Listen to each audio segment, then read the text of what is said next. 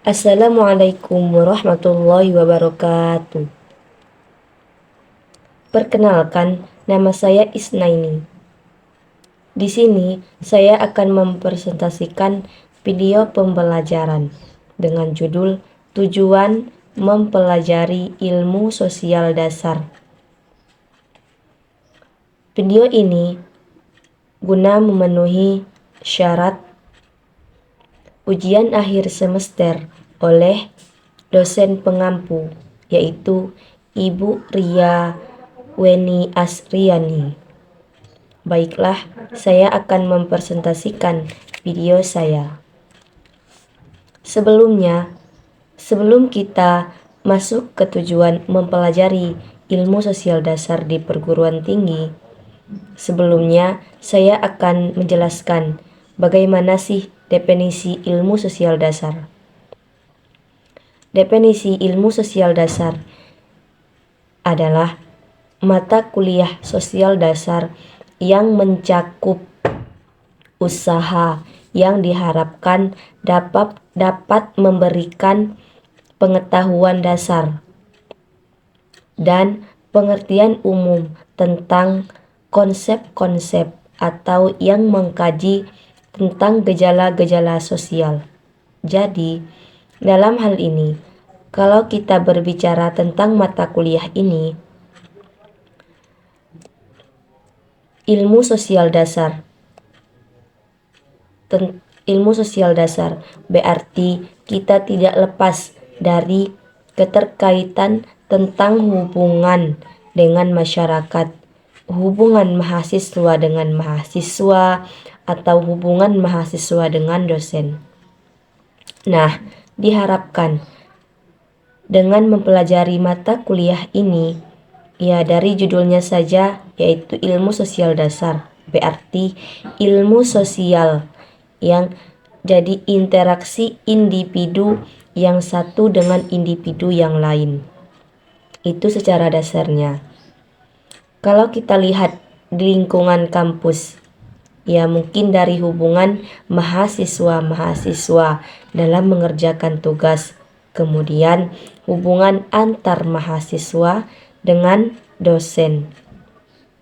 Misalnya, ketika ada bimbingan mengerjakan suatu proyek, ada keterkaitan antara individu yang satu dengan individu yang lain. Contohnya, misalnya seperti ini. Kalau misalnya ada tugas yang diberikan oleh dosen dan tugas itu berupa tugas kelompok, dan itu dipastikan melibatkan individu yang ada. Individu jadi ada. Misalnya anggaplah 3 individu-individu yang dilibatkan ketika si A, si B, si C bekerja sama. Itu mengerjakan tugas tersebut. Untuk mengerjakan tugas tersebut secara berkelompok, berarti ilmu sosial dasarnya sudah jalan karena mereka mengerjakannya secara bersama-sama. Itu ada interaksi antara si A, si B, dan si C. Nah, namun ketika si A dia mengerjakannya sendiri, sementara si B dan si C mengerjakannya secara bersama-sama. Berarti di sini interaksi kelompok antara si A, si B, dan si C itu tidak jalan. Berarti ilmu sosial dasarnya yang dipelajari selama semester awal dan nanti diterapkan di semester-semester berikutnya itu tidak jalan. Di sini langsung saja kita memasuki tujuan mata kuliah ini, yaitu tujuan mempelajari ilmu sosial dasar. Sebelum saya memasuki tujuan mempelajari ilmu sosial dasar, kalian pasti bertanya-tanya, apa sih tujuan mempelajari ilmu sosial dasar di perguruan tinggi. Nah, di sini saya akan menjelaskannya. Tujuan mempelajari ilmu sosial dasar di perguruan tinggi, tujuannya kita untuk mempelajarinya ialah bahwa tujuan dari pandangan mata kuliah ini secara umum adalah untuk membantu perkembangan wawasan, pemikiran, dan kepribadian mahasiswa agar memperoleh wawasan pemikiran yang lebih luas. Dan ciri-ciri kepribadian yang diharapkan nantinya itu bisa dikembangkan sepenuhnya oleh mahasiswa itu sendiri. Dalam hal ini, bagaimana individu yang satu dengan individu yang lain bisa saling berinteraksi.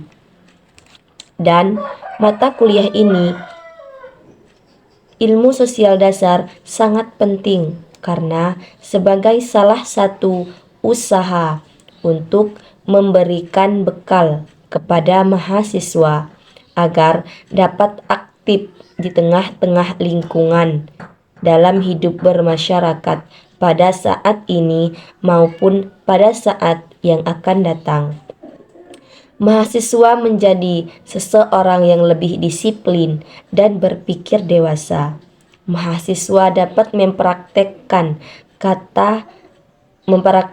mata kuliah ini secara langsung dengan bersungguh-sungguh di lingkungan sekitar, sehingga mahasiswa memiliki tingkat kepekaan sosial dan kepedulian sosial yang tinggi terhadap lingkungan sosialnya, dan membuat mahasiswa lebih mengetahui bagaimana caranya menjaga hubungan sosial agar tetap harmonis dan baik antar sesama makhluk sosial. Contoh misalnya seperti ini. Suatu pabrik akan membuat suatu produk.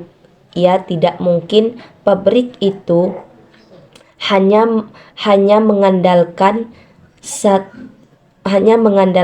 bahan baku dari satu perusahaan yang lain saja, karena ada keterkaitan komponen yang satu dengan komponen yang lain. Ya, jadi dia harus memasuk bahan baku dari perusahaan yang lain. Contohnya sepeda motor.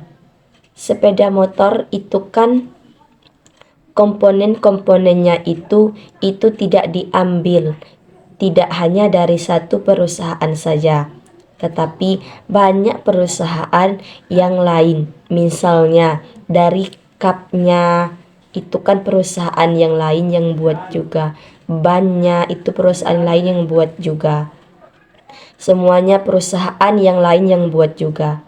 Nah, kemudian perusahaan yang tadi itu mengumpulkan semua komponennya lalu merakitnya menjadi satu. Itu berarti ada keterkaitan antar perusahaan yang satu dengan perusahaan yang lain. Sama juga dengan individu mahasiswa. Ketika di kampus, pasti ada keterkaitan antara mahasiswa yang satu dengan mahasiswa yang lain.